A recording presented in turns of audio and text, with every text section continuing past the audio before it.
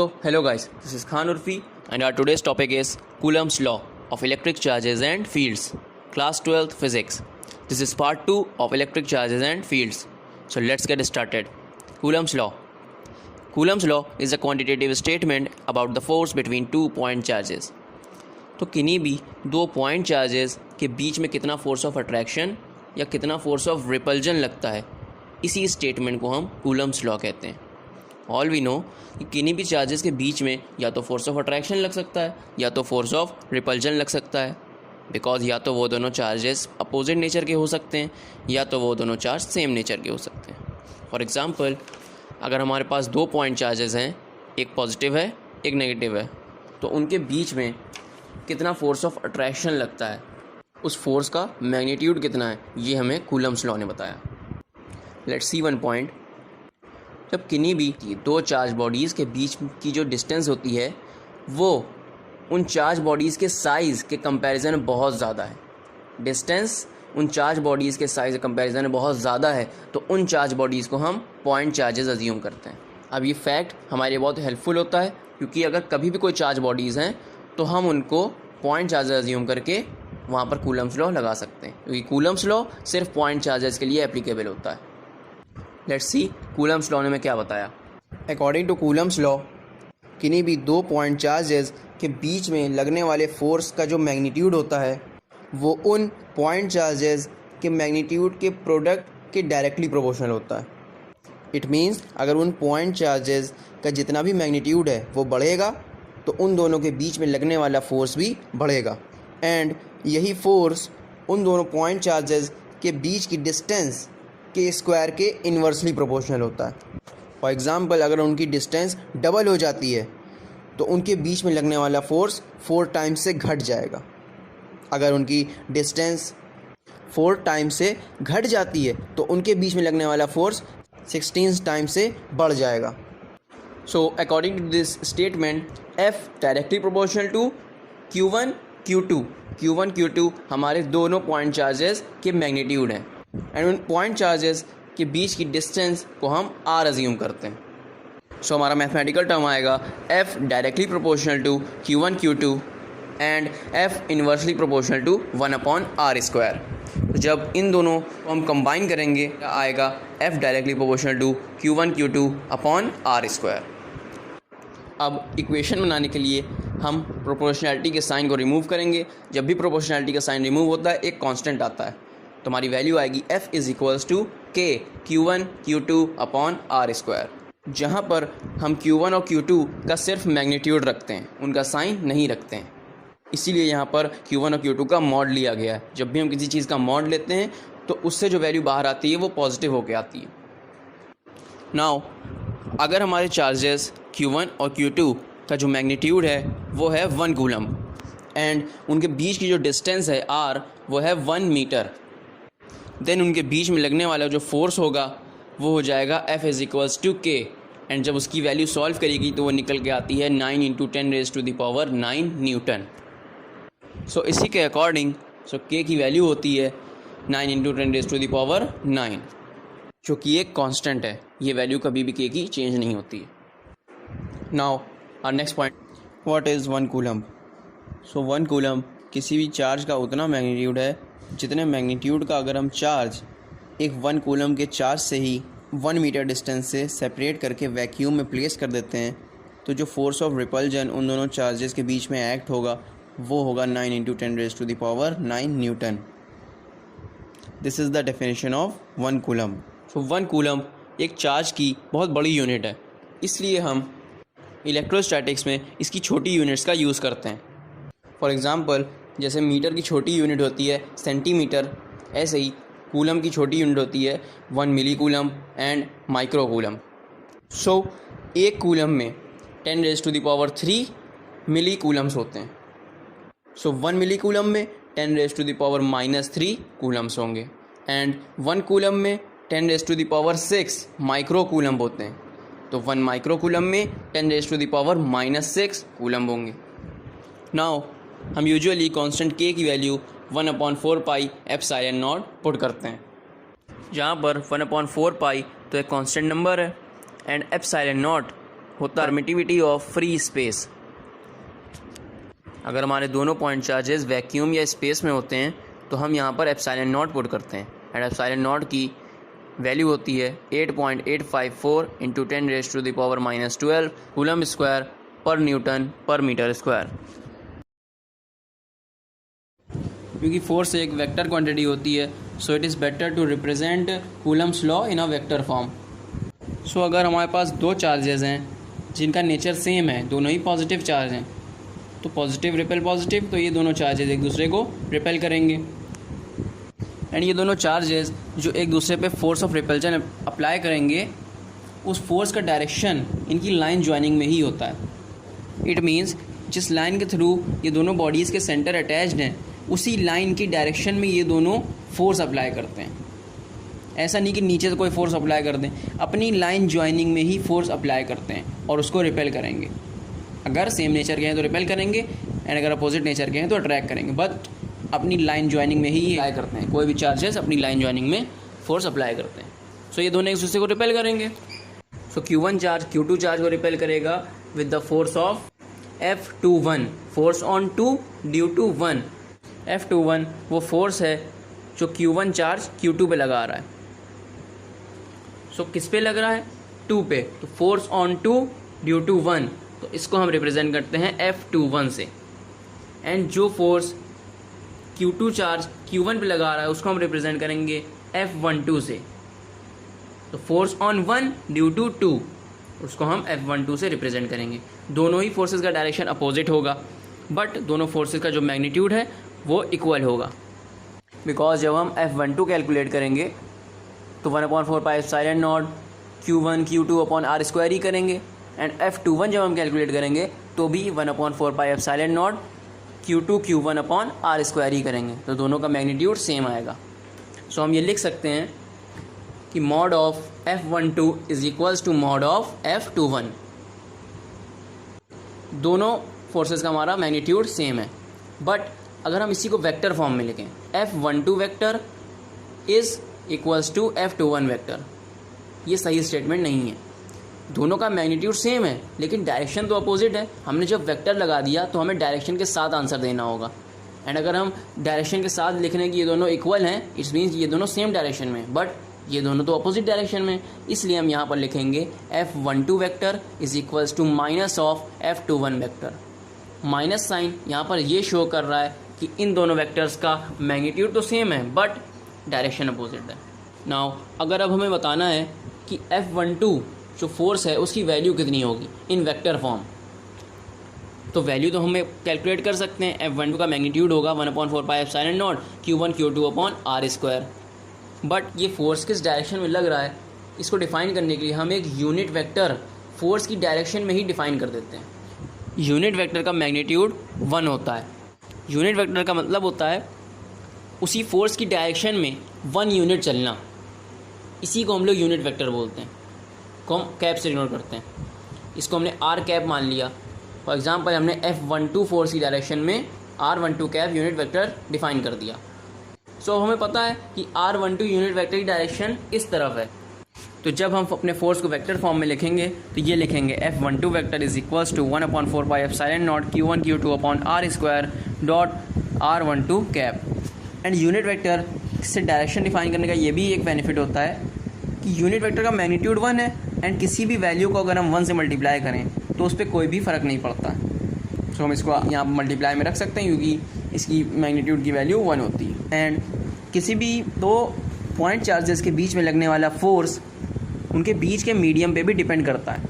अगर दोनों चार्जेस के बीच का मीडियम एयर या वैक्यूम है तो किन्हीं भी चार्जेस के बीच में जो फोर्स होगा वो इसी फॉर्मूले से आएगा, F is equals to 1/4 pi epsilon naught Q1 Q2 upon R square. But अगर दोनों चार्जेस के बीच में कोई हम मीडियम इंसर्ट कर देते हैं तो वहाँ पर फोर्स का फॉर्मूला होता है F is equals to 1/4 pi epsilon Q1 Q2 upon R square, where epsilon is equals to K epsilon naught. इस फॉर्मूले को हम ये भी लिख सकते हैं F is equals to 1/4 pi K epsilon naught Q1 Q2 upon R square, where K is dielectric constant.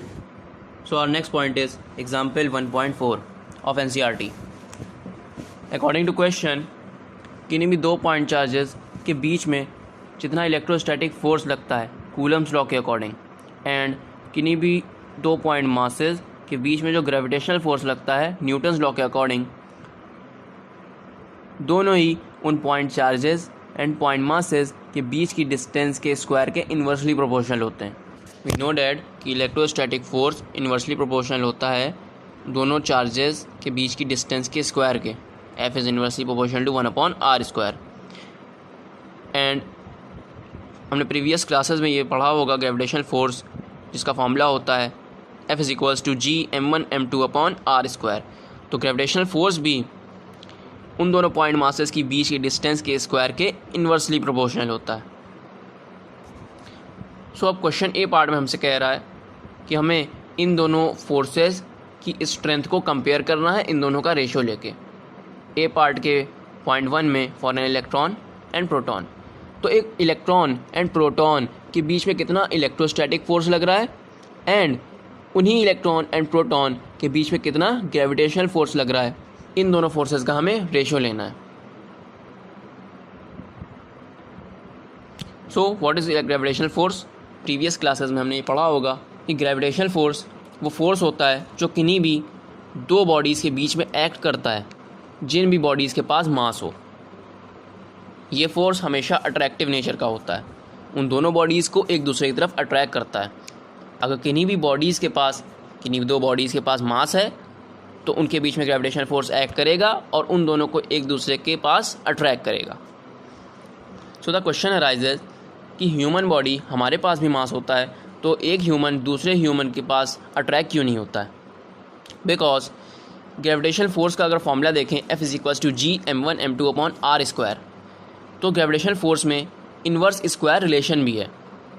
It means कि ये 2 बॉडीज़ के बीच के डिस्टेंस के स्क्वायर के इन्वर्सली प्रोपोर्शनल भी होता है। तो इन case of human bodies, 2 human bodies का जो मास होता है वो उन दोनों ह्यूमन बॉडीज़ की बीच की डिस्टेंस के कंपैरिजन बहुत कम होता है, इसलिए उनके बीच में जो ग्रेविटेशनल फोर्स एक्ट करता है वो लगभग नेग्लिजिबल होता है, इसलिए उसका इफेक्ट हमें देखने को मिलता ही नहीं है। तो हमें लगता है यहाँ पर कोई ग्रेविटेशनल फोर्स एक्ट नहीं हो रहा है, बट ग्रेविटेशनल फोर्स एक्ट हो रहा है।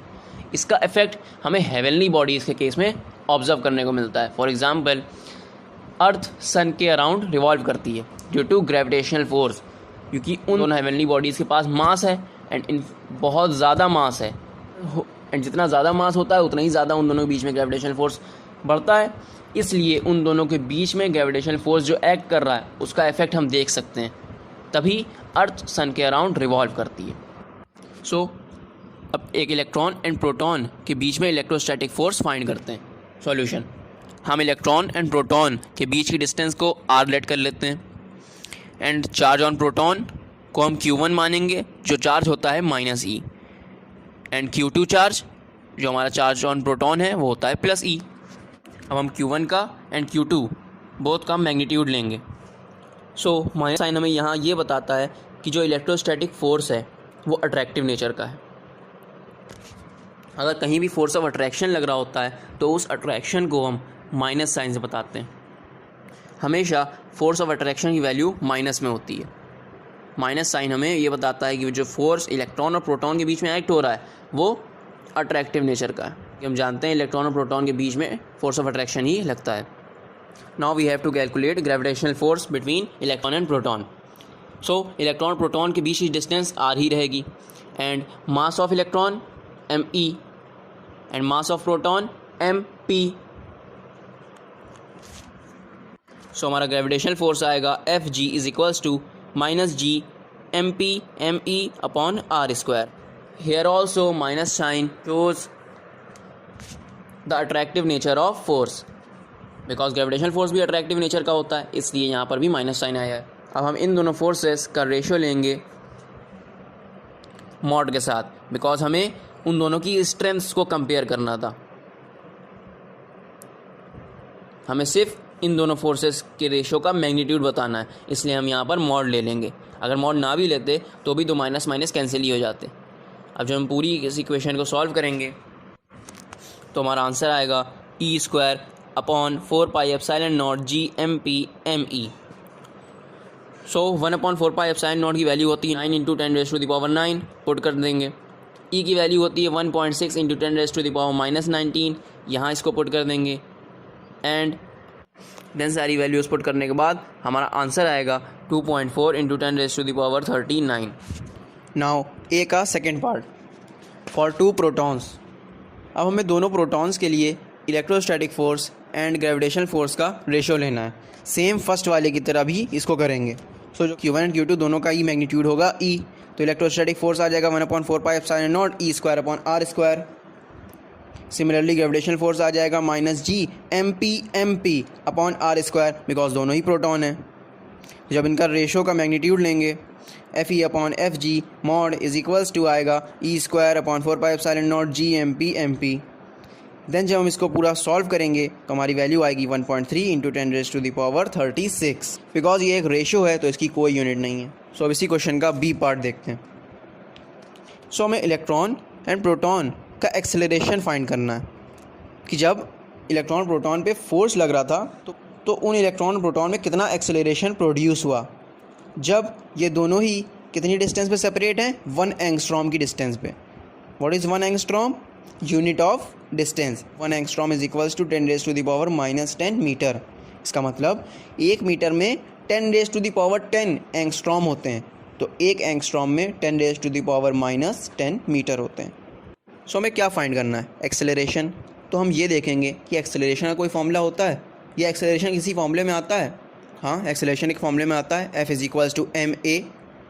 तो यहाँ से हम a की वैल्यू निकाल सकते हैं, a is equals to F/m। तो हमें f पता चल जाए एंड m पता चल जाए तो हमारा आंसर आ जाएगा। What is m? अगर हम इलेक्ट्रॉन की बात करेंगे तो me mass of electron put कर देंगे, तो हमें सिर्फ f कैलकुलेट करना है। एंड अगर हम प्रोटॉन की बात करेंगे तो वहाँ mp पुट कर देंगे। बट एक्सेलरेशन का ये भी फॉर्मूला होता है, a is equals to v - u/t। तो हमने ये क्यों नहीं अप्लाई किया? बिकॉज यहाँ पर ना ही इनिशियल वेलोसिटी है, ना ही फाइनल वेलोसिटी है, ना ही टाइम है, इसलिए यहाँ पर हम एक्सेलरेशन का ये वाला फॉर्मूला अप्लाई करेंगे, F is equals to ma। So अब हमें इलेक्ट्रोस्टैटिक फोर्स कैलकुलेट करना है इलेक्ट्रॉन एंड प्रोटॉन के बीच में, विच इज़ इक्वल्स टू 1/4πε0 E²/r²। जब हम इसको पूरा देन सॉल्व करके निकालेंगे तो हमारा F का मैग्नीट्यूड आएगा 2.2 into 10⁻⁻8 Newton. So mass of electron हमें पता है 9.11 इंटू 10⁻31 kg होता है। ये या तो वैल्यू आपको गिवन भी मिलेगी या तो आप याद भी कर सकते हैं। सो हम इसको फॉर्मूले में पुट करेंगे, a is equals to F/m में, तो हमारा आंसर आएगा 2.5 इंटू 10⁻22 मीटर पर second square. It's means electron में इतना एक्सेलरेशन प्रोड्यूस होता है due to the electrostatic force. And in case of proton electrostatic force तो सेम रहेगा, बस मास की जगह मास ऑफ प्रोटॉन पुट करना है। तो a is equals to F/mp। Then इसको सॉल्व करने के बाद हमारा आंसर आएगा 1.4 इंटू 10⁻19 मीटर पर second square. Now our next point is example 1.5। ये सिर्फ क्वेश्चन बड़ा है, इसका सॉल्यूशन बहुत छोटा है। सो एक चार्ज मेटेलिक स्फीयर A है जिसको एक नायलॉन थ्रेड से सस्पेंड किया गया है। मेटेलिक स्फीयर है, इट्स मीन्स मेटल है, इट्स मीन्स वो एक कंडक्टर है। तो हमारा मेटेलिक स्फीयर कंडक्टर हो गया। उसको नायलॉन थ्रेड से लटकाया है, नायलॉन एक इंसुलेटर होता है, तो जो भी हमारे मेटल स्फीयर पे चार्ज है वो वही रहेगा।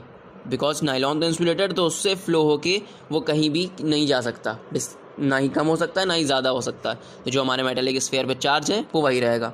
नाउ अनदर स्फीयर बी है जिसको एक इंसुलेटिंग हैंडल से पकड़ा गया, इंसुलेटिंग हैंडल से, इट्स मीन्स उसका भी चार्ज कांस्टेंट रहेगा। नाउ उस चार्ज स्फीयर ए को अनचार्ज स्फीयर सी से टच कराया जाता है and another charge sphere B को एक अनचार्ज स्फीयर डी से टच कराया जाता है। देन दोनों अनचार्ज स्फीयर जो थे सी एंड डी वापस रिमूव कर लिए जाते हैं एंड ए और बी को 5 डिस्टेंस से सेपरेट करके प्लेस कर दिया जाता है। तो क्वेश्चन हमसे पूछ रहा है कि जब हम ये पूरा ऑब्जर्वेशन करते हैं एंड ए बी को 5 सेंटीमीटर की डिस्टेंस से दूर सेपरेट कर देते हैं, तो अब उनके बीच में नया फोर्स ऑफ रिपल्जन क्या होगा? Now solution. तो हम स्फीयर ए के चार्ज को क्यू लेट कर लेते हैं एंड स्फीयर बी पे जो चार्ज है उसको हम क्यू डैश लेट कर लेते हैं। कुछ भी लेट कर सकते हैं, Q1 Q2 Q डैश, हमने Q and Q dash let कर लिया। देन बिफोर कंडक्शन अभी हमने इसको किसी भी अनचार्ज स्फीयर से टच नहीं कराया है, तो इन दोनों स्फीयर्स के बीच में कितना फोर्स ऑफ रिपल्जन एक्ट कर रहा होगा। रिपल्जन ही क्यों एक्ट कर रहा है, क्योंकि हम डायग्राम फिगर में देख सकते हैं कि ये दोनों ही सेम नेचर के हैं, पॉजिटिव हैं। सो जो इलेक्ट्रोस्टैटिक फोर्स की वैल्यू होगी वो होगी F = K Q dash upon R square. इन दोनों के बीच की डिस्टेंस को हमने R मान लिया है। अभी हमने वैल्यूज़ पुट नहीं करी हैं, हमें जितना हो सके हमारे न्यूमेरिकल को अननोन में ही रखना चाहिए, उससे हमारा टाइम कम जाता है। हम जब पूरा अननोन में सॉल्व कर लें देन वैल्यूज़ पुट करें, हो सकता है अननोन में कुछ कैंसिल ही आउट हो जाए।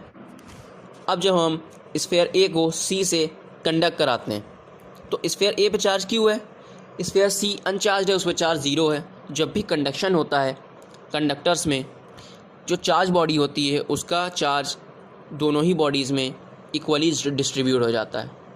तो अब न्यू चार्ज जो A पे आएगा वो होगा Q + 0/2। पहले स्फीयर A पे चार्ज Q था, अब उसने अपना आधा चार्ज C को दे दिया, तो अब स्फीयर A पे चार्ज हो जाएगा Q/2। एंड सिमिलरली जब स्फीयर B को स्फीयर D से टच कराया तो स्फीयर B पे चार्ज Q डैश था, अब स्फीयर B पे न्यू चार्ज आ जाएगा Q'/2। अब हमने sphere A and sphere B को 5 सेंटीमीटर डिस्टेंस से सेपरेट कर दिया है, तो 5 सेंटीमीटर 10 सेंटीमीटर का हाफ है। हमने 10 सेंटीमीटर डिस्टेंस को R माना था, तो 5 सेंटीमीटर डिस्टेंस को हम R/2 लिख सकते हैं। सो हमारा न्यू इलेक्ट्रोस्टैटिक फोर्स जो निकल के आएगा वो होगा F डैश।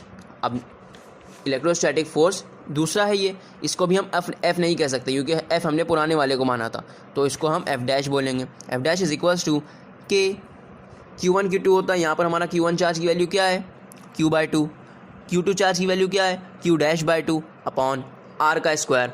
हमारा यहाँ पर डिस्टेंस कितनी है R/2, तो R/2 का होल स्क्वायर। एंड सॉल्व करेंगे तो हमारी वैल्यू आएगी K Q dash upon R square. तो हम तो जानते हैं कि ये वैल्यू हमारी F ही कहलाती है। अभी हमने ऊपर ही कैलकुलेट करा है कि F की वैल्यू थी K Q dash upon R square, तो ये तो वही आ गई, तो हम इसको हम Fk = लिख सकते हैं। सो हैंस जो भी electrostatic force of repulsion A पे एक्ट कर रहा है due to B remains unchanged. So our next point is forces between multiple charges. So किन्हीं भी 2 पॉइंट चार्जेस के बीच में लगने वाले फोर्स को कैलकुलेट करने के लिए हम लोग कूलम्स लॉ का यूज़ करते हैं। बट अगर किसी एक चार्ज पे मल्टीपल चार्जेस के थ्रू फोर्स लग रहा है तो उस चार्ज पे नेट फोर्स कैलकुलेट करने के लिए कूलम्स लॉ एप्लीकेबल नहीं होता है। सो यहाँ पर हम प्रिंसिपल ऑफ सुपरपोजिशन का यूज़ करते हैं। Let's see what is principal of superposition. Experimentally observe किया गया है कि किसी एक चार्ज पे अगर मल्टीपल चार्जेस के थ्रू फोर्स लग रहा है तो उस चार्ज पे जो नेट फोर्स होगा वो उन मल्टीपल चार्जेस के थ्रू लगने वाले फोर्सेस का वेक्टर सम होता है। इसी को हम लोग प्रिंसिपल ऑफ सुपरपोजिशन बोलते हैं। फॉर एग्ज़ाम्पल किसी सिस्टम में n नंबर ऑफ़ चार्जेस हैं और वो n नंबर ऑफ़ चार्जेस किसी एक पर्टिकुलर चार्ज पे फोर्स लगा रहे हैं, तो उस पर्टिकुलर चार्ज पे जो नेट फोर्स होगा उसको हम लोग इस फॉर्मूले से लिखेंगे F net vector = F1 vector plus F2 vector plus F3 vector dash dash Fn vector. For example किसी सिस्टम में 4 चार्जेस हैं Q1 Q2 Q3 and Q4 and Q2 Q3 and Q4 तीनों चार्जेस Q1 चार्ज पे force apply कर रहे हैं। सो Q1 charge पे जो नेट फोर्स होगा उसको हम लोग इस तरह से कैलकुलेट करेंगे F net = F12 vector plus F13 vector plus F14 vector, where F12 vector means force on 1 due to 2, मतलब 1 चार्ज पे फोर्स अप्लाई किया जा रहा है 2 के थ्रू, उस फोर्स को हम लोग F12 वेक्टर से डिनोट कर रहे हैं। And similarly force on 1 due to 3, force on 1 due to 4। And principle of superposition में किसी भी चार्ज पे जो नेट फोर्स होता है वो उस पर लगने वाले सारे फोर्सेस का वेक्टर सम होता है। एंड जो भी हम फोर्स सारे उस पर लगा रहे हैं, जैसे F net = F1 vector plus F2 vector plus F3 vector, तो जो F1 वेक्टर है 1 एट अ टाइम लिया जाता है। जैसे किसी सिस्टम ऑफ चार्जेस में 3 चार्जेस एक पे फोर्स लगा रहे हैं, तो अगर हम एक बार में कूलम्स लॉ का यूज़ करते हुए 1 पे जो फोर्स लग रहा है 2 के थ्रू उसको पहले कैलकुलेट करेंगे। तो जब किन्हीं 2 चार्जेस के बीच में हम फोर्स कैलकुलेट कर रहे होंगे तो तीसरे चार्ज या चौथे चार्ज को प्रेफरेंस नहीं देंगे, सिर्फ उन्हीं दोनों चार्जेस के बीच में फोर्स कैलकुलेट करेंगे। देन 1 पे 3 के थ्रू कितना फोर्स लग रहा है उसको कैलकुलेट करेंगे, तो फिर 2 और 4 को नेगलेक्ट कर देंगे। जब हम 1 और 4 के बीच में लगने वाले फोर्स को कैलकुलेट करेंगे तो 2 एंड 3 को नेगलेक्ट कर देंगे। तो जब भी हम फोर्स निकालेंगे तो 1 एट अ टाइम चार्ज लेंगे, एक एक करके सारे फोर्सेस निकाल लेंगे एंड सबका वेक्टर सम कर देंगे, तो उस चार्ज पे नेट फोर्स आ जाएगा।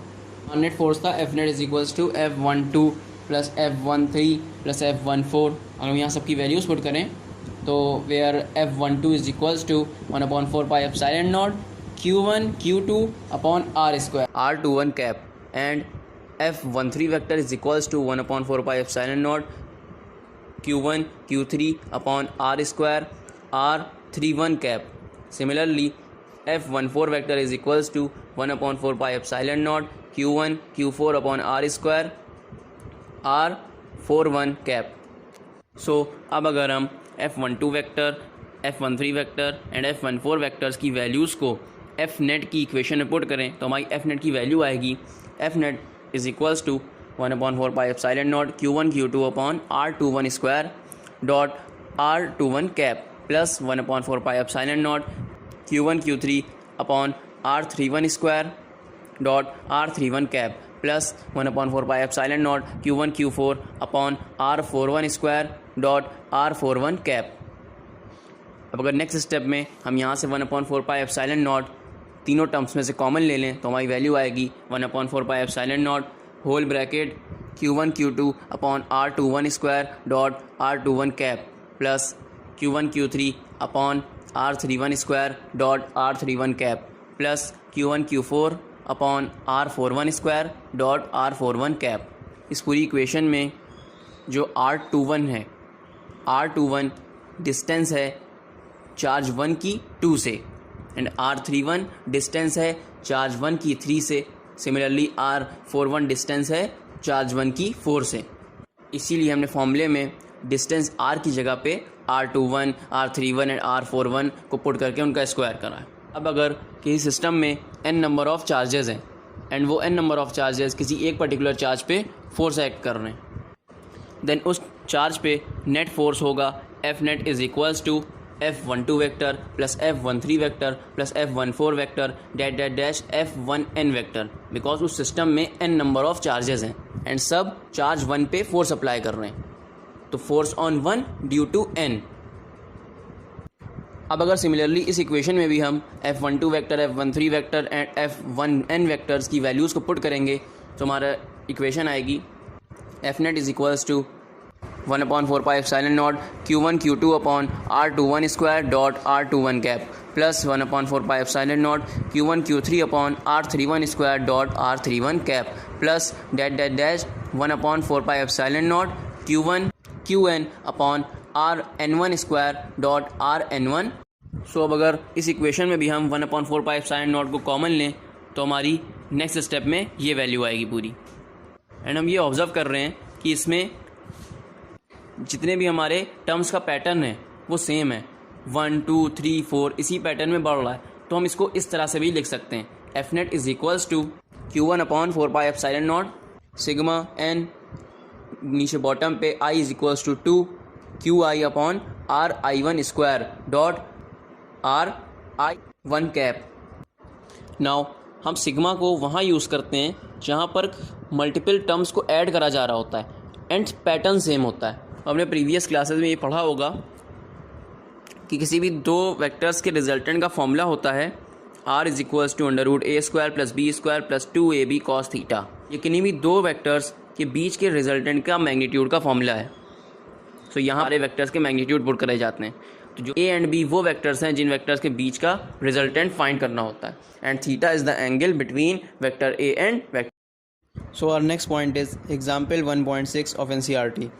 According to question, एक इक्विलेटरल ट्रायंगल की 3 वर्टिसेस पे 3 इक्वल मैग्नीट्यूड Q के चार्ज प्लेस्ड हैं। Q1, Q2 एंड Q3 का तीनों का मैग्नीट्यूड Q है एंड इस इक्विलेटरल ट्रायंगल के सेंट्रॉइड पे एक कैपिटल Q चार्ज भी प्लेस्ड है, जिसका जो साइन है, नेचर है, वो Q1, Q2 एंड Q3 से सेम है।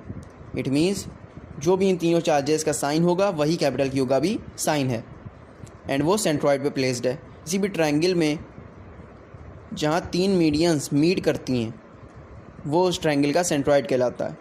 सो अब क्वेश्चन, उस सेंट्रॉइड पे प्लेस्ड कैपिटल Q चार्ज पे कितना नेट फोर्स एक्ट हो रहा है ये हमसे पूछ रहा है।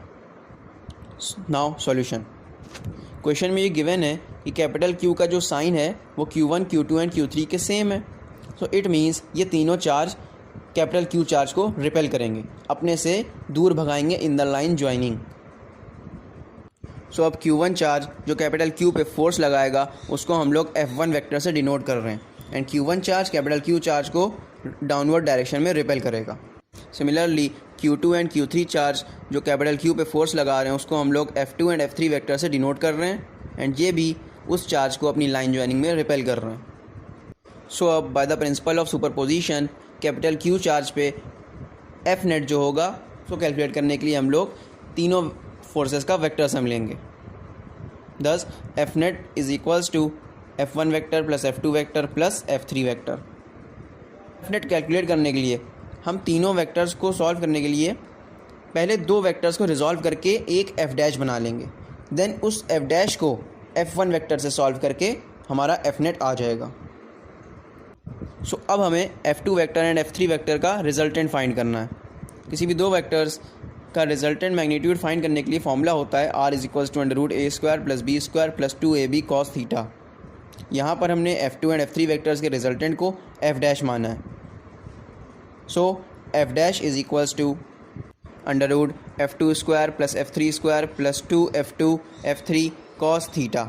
अब इस रिजल्टेंट के फॉर्मूले से हम लोग किसी भी दो वेक्टर्स के बीच का रिजल्टेंट वेक्टर का मैग्नीट्यूड फाइंड कर सकते हैं। तो इस फॉर्मूले में हम दोनों वेक्टर्स के मैग्नीट्यूड ही पुट करते हैं। तो जो F2 vector and F3 vector है हमने उनका यहाँ पर मैग्नीट्यूड पुट करा है, इसलिए उनके ऊपर वेक्टर नोटेशन नहीं लगाया। अगर किसी भी वेक्टर के ऊपर वेक्टर नोटेशन लगाए बिना हम उसको लिखते हैं इट मीन्स वो उस वेक्टर का मैग्नीट्यूड होता है, या फिर हम उसको मॉड लगा के भी लिख सकते हैं। So mod of F2 vector is equals to F2 and mod of F3 vector is equals to F3। But here F2 vector and F3 vector का जो का मैग्नीट्यूड इक्वल है बिकॉज ये इक्विलेटरल ट्रायंगल है and capital Q charge centroid पे placed है। So due to symmetry OA, OB, OC तीनों हमारी इक्वल हैं जो कि दोनों चार्जेस के बीच की डिस्टेंस है एंड अब दोनों चार्जेस के बीच की डिस्टेंस दोनों फोर्सेस के लिए सेम है एंड दोनों का चार्ज भी QQ है जो कि कैपिटल Q पे लगा रहे हैं। सो F2 वेक्टर का मैग्नीट्यूड एंड F3 वेक्टर का मैग्नीट्यूड दोनों ही सेम आएगा। तो अब हम इन दोनों ही वेक्टर्स के मैग्नीट्यूड को F के बराबर मान लेते हैं। इससे हमें कैलकुलेशन में हेल्प मिलेगी, हमें F2 F3 बार बार नहीं लिखना पड़ेगा। हम F2 वेक्टर के मैग्नीट्यूड को एंड F3 वेक्टर के मैग्नीट्यूड को F मान लेते हैं। सो हमारे रिजल्टेंट की वैल्यू आएगी F dash is equals to √F² + F² + 2FF cos theta, where theta is the angle between F2 vector and F3 vector is equals to 120 degree. Because triangle OBC के दो angles का sum angle POB के equal होगा by exterior angle property. ये किसी भी triangle की एक प्रॉपर्टी होती है। अगर किसी भी ट्रायंगल के दो एडजेसेंट एंगल्स का सम करें तो वो एक्सटीरियर एंगल के इक्वल आता है। So angle OBC plus angle OCB is equals to angle POB and अब angle OBC and angle OCB दोनों ही 30 डिग्री होंगे बिकॉज ये इक्विलेटरल ट्रायंगल है। तो सारे एंगल्स हैं 60 डिग्री एंड जो तीन मीडियंस जा रही हैं वो इन तीनों एंगलों को बाइसेक्ट करती हैं। तो ये पहले पूरा एंगल था 60 डिग्री, अब जब मीडियन वहाँ से चली गई तो इसने इस एंगल को बाइसेक्ट कर दिया, तो इक्वल पार्ट्स में डिवाइड कर दिया। तो अब angle OBC and angle OCB की वैल्यू होगी 30 डिग्री।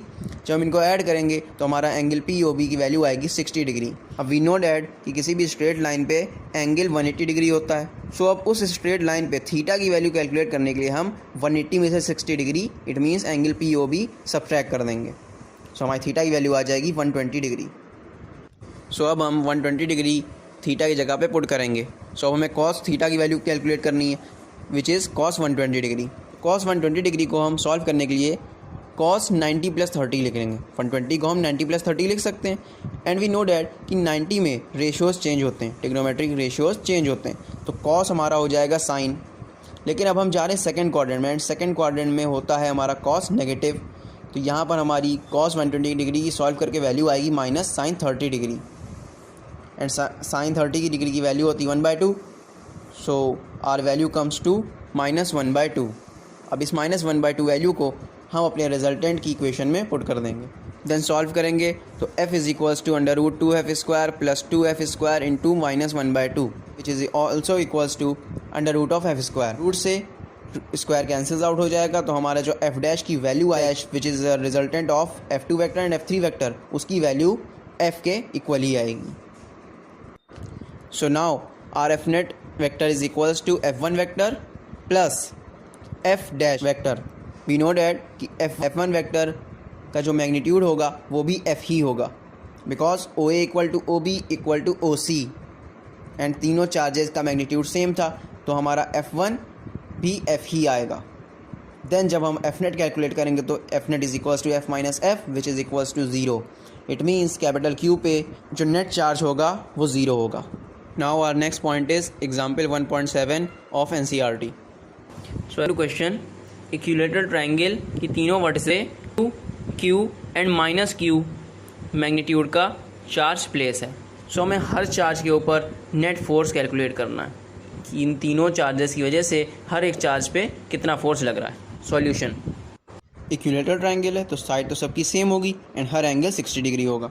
सो पहले हम कैलकुलेट करते हैं कि Q1 चार्ज पे नेट फोर्स कितना लग रहा है।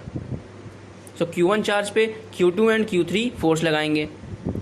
First Q3 charge Q1 charge को अपनी तरफ अट्रैक्ट करेगा, तो जो फोर्स Q3 Q1 पे लगाएगा उसको हम बोलेंगे F13। It means force on 1 due to 3 is denoted by F13 vector. तो इसी तरह फोर्स ऑन 1 ड्यू टू 2 जो होगा उसको हम F12 वेक्टर से डिनोट करेंगे, एंड ये फोर्स ऑफ रिपल्जन है बिकॉज यहाँ पर सेम चार्ज हैं, तो ये इसको रिपेल करेगा एंड अपनी लाइन ज्वाइनिंग में अपोज करेगा। सो अब ये दोनों फोर्सेस Q1 चार्ज पे एक्ट हो रहे हैं, तो अब नेट फोर्स निकालने के लिए हम इनका वेक्टर सम ले लेंगे। F net is equals to F12 vector plus F13 vector. So अब इन दोनों का रिजल्टेंट हमें फाइंड करना होगा कि इन दोनों वेक्टर्स का रिजल्टेंट क्या होगा। इन दोनों वेक्टर्स का रिजल्टेंट इनके मिड से ही जाएगा, क्योंकि हर दो वेक्टर्स का रिजल्टेंट उनके मिड से जाता है। उस रिजल्टेंट वेक्टर को हम F1 मान लेते हैं। सो अब रिजल्टेंट निकालने का फॉर्मूला होता है R is equals to √a² plus b² plus 2ab cos theta.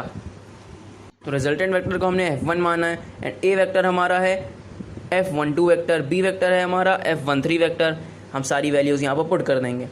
So resultant vector किसी भी वेक्टर का मैग्नीट्यूड निकालता है, तो यहाँ पर हम पुट करेंगे F1 vector mod is equals to √F12² plus F13² plus 2F12 F13 cos theta. अब अगर हम F12 वेक्टर का मैग्नीट्यूड कैलकुलेट करें तो वो आएगा KQ²/L², because Q1 charge and Q2 charge की बीच की डिस्टेंस L है एंड उन दोनों का मैग्नीट्यूड Q है एंड K हमारा है 1/4πε0। तो जो F12 वेक्टर का मैग्नीट्यूड आएगा वो आएगा KQ²/L²। सिमिलरली अगर हम F13 कैलकुलेट करें तो वो भी KQ²/L² ही आएगा। Q3 के माइनस साइन से फ़र्क नहीं पड़ता, क्योंकि हम कूलम्स लॉ में सिर्फ चार्ज का मैग्नीट्यूड पुट करते हैं। तो यहाँ पर जो हमारा F13 वेक्टर का मैग्नीट्यूड आएगा F12 वेक्टर के मैग्नीट्यूड्स के सेम आएगा। तो जब इन दोनों वेक्टर्स का मैग्नीट्यूड सेम है तो हम इन दोनों के मैग्नीट्यूड को F लेट कर लेते हैं। तो जो हमारा F1 निकलेगा, जो रिजल्टेंट वेक्टर है, F1 is equals to √F² plus F² plus 2FF cos theta, where theta is 120 degree. Because हम ये देख सकते हैं Q1 Q2 को जो लाइन ज्वाइन कर रही है वो एक स्ट्रेट लाइन है, एंड स्ट्रेट लाइन पे हमेशा एंगल 180 डिग्री होता है, एंड ट्रायंगल के अंदर जो एंगल बन रहा है वो होगा 60 डिग्री, बिकॉज ट्रायंगल हमारा इक्विलेटरल ट्रायंगल है। तो जो बाहर का एंगल होगा F12 vector and F13 vector के बीच का, उसको कैलकुलेट करने के लिए हम 180 - 60 कर देंगे, तो हमारा वेक्टर हमारा हो गया 120 डिग्री। अब हम cos 120 डिग्री को कैलकुलेट करेंगे, which is equals to minus sine 30 degree and its value is -1/2। इसको हम जो अपने फॉर्मूले में पुट करेंगे तो F1 की वैल्यू आएगी √2F² - F² which is equals to √F² and root से स्क्वायर कैंसिल हो जाएगा, तो हमारी F1 की जो वैल्यू आएगी वो अगेन F ही आएगी। तो जो नेट फोर्स है Q1 चार्ज पे वो है F। हमने Q1 चार्ज पे कितना फोर्स एक्ट हो रहा है वो तो कैलकुलेट कर लिया, और इसको वेक्टर फॉर्म में कैसे लिखें। हम ये देख रहे हैं कि जो F1 वेक्टर है हमारा resultant vector which is equal to F, वो BC के पैरेलल है। तो हमने BC में एक R1 cap unit vector define कर दिया। तो जो R1 कैप यूनिट वेक्टर की डायरेक्शन है वही हमारी F1 वेक्टर की डायरेक्शन है। तो इससे हम F1 वेक्टर की डायरेक्शन को डिफाइन कर सकते हैं। तो जो हमारा F1 वेक्टर होगा उसको हम लिखेंगे 1/4πε0 Q² R1 कैप। ये हमारा F1 vector which is equals to F की वेक्टर फॉर्म हो गई। तो Q2 चार्ज के लिए जितनी भी सर्कमस्टेंसेज हैं वो सब सेम है, इसलिए उस पर जो नेट फोर्स होगा वो भी F के बराबर होगा। जो हमारा F2 वेक्टर का मैग्नीट्यूड होगा वो F1 वेक्टर के मैग्नीट्यूड के इक्वल होगा एंड F के भी। सो अब F2 वेक्टर को हम वेक्टर फॉर्म में कैसे लिखें। हम ये देख रहे हैं कि F2 वेक्टर जो है, F2 वेक्टर की डायरेक्शन AC के पैरेलल है। तो हम AC की डायरेक्शन में एक R2 वेक्टर डिफाइन कर देंगे। तो अब हम F2 वेक्टर के वो वेक्टर फॉर्म में लिख सकते हैं which is F2 vector is equals to 1/4πε0 Q² R2 cap. तो R2 कैप हमें ये बता रहा है कि F2 वेक्टर की डायरेक्शन क्या है, which is also equals to F R2 cap, क्योंकि 1/4πε0 Q² को हम F भी बोल सकते हैं एंड R2 वेक्टर हमारी अभी भी डायरेक्शन बता रहा है, इसको हम ये भी लिख सकते हैं। इन केस ऑफ Q3, जो Q1 चार्ज Q3 पे फोर्स लगाएगा उसको हम लोग F31 से डिनोट करेंगे। फोर्स ऑन 3 ड्यू टू 1, जो कि अट्रैक्टिव नेचर का होगा। Q1 चार्ज Q3 चार्ज को अपनी तरफ अट्रैक्ट करेगा, तो F31 वेक्टर की डायरेक्शन A की तरफ हो जाएगी एंड F32 वेक्टर की डायरेक्शन B की तरफ हो जाएगी, बिकॉज Q2 चार्ज भी Q3 को अपनी तरफ अट्रैक्ट करेगा। तो इन दोनों का रिजल्टेंट इनके बीच से जाएगा, जिसको हम लोग F3 से डिनोट कर रहे हैं। तो अब F3 वेक्टर का मैग्नीट्यूड कैलकुलेट करने के लिए अगेन हम लोग रिजल्टेंट का फॉर्मूला लगाएंगे। So F3 vector is equals to √F² + F² + 2FF cos theta, because F3 vector and F32 vector का जो मैग्नीट्यूड होगा वो भी F ही होगा, बिकॉज इन दोनों के बीच की डिस्टेंस भी L है एंड चार्ज का मैग्नीट्यूड Q ही है। F31 vector and F32 vector के बीच का एंगल 60 डिग्री है, बिकॉज ये ट्रायंगल इक्विलेटरल ट्रायंगल है। सब cos 60 की वैल्यू होती है 1/2, तो 2 से 2 कैंसल्स आउट, देन सॉल्व करने के बाद हमारी का मैग्नीट्यूड आएगा √3 ऑफ F। सो अब अगर हमें F3 वेक्टर को वेक्टर फॉर्म में लिखना है तो इसके पैरेलल तो कोई भी लाइन नहीं दिख रही है, हमें इसके पैरेलल तो कोई भी लाइन नहीं दिख रही है, तो हम F3 वेक्टर की डायरेक्शन में एक n कैप वेक्टर डिफाइन कर देंगे, जो n cap vector F3 vector की डायरेक्शन को रिप्रेजेंट करेगा। सो अब हम F3 वेक्टर को वेक्टर फॉर्म में इस तरह लिख सकते हैं, F3 vector is equals to √3F n cap. अब अगर हम जितने भी हमने नेट फोर्सेस निकाले हैं तीनों चार्जेस पे उनको सम करें तो हमारा आंसर जो आएगा वो होगा 0। इसको हम विजुलाइज भी कर सकते हैं कि एक हमारा फोर्स F1 इस डायरेक्शन में लग रहा है, F2 फोर्स इस डायरेक्शन में लग रहा है and F3 force downward direction में लग रहा है। सो अगर हम तीनों फोर्सेस को कंबाइन करें एक पॉइंट पे, सो हम ये ऑब्जर्व कर सकते हैं कि अगर फॉर एग्जांपल अगर हम मान लें एक बॉल पे हम 3 रोप्स बांध के उसको खींच रहे हैं तीनों तरफ से, तो वो बॉल क्या मूव करेगी? नहीं करेगी। ये तीनों फोर्सेस एक दूसरे को कैंसल्स आउट कर देंगे एंड नेट फोर्स जो निकलेगा वो 0 होगा। So here second part of electric charges and fields ends. So अब आप न्यूटन एंड NCERT के न्यूमेरिकल्स अटैम्प्ट कर सकते हो। अगर कोई प्रॉब्लम आए तो न्यूटन एंड NCERT बोथ के न्यूमेरिकल्स के लिंक मैंने डिस्क्रिप्शन बॉक्स में दे दिए हैं एंड प्रीवियस वीडियो का लिंक भी डिस्क्रिप्शन बॉक्स में।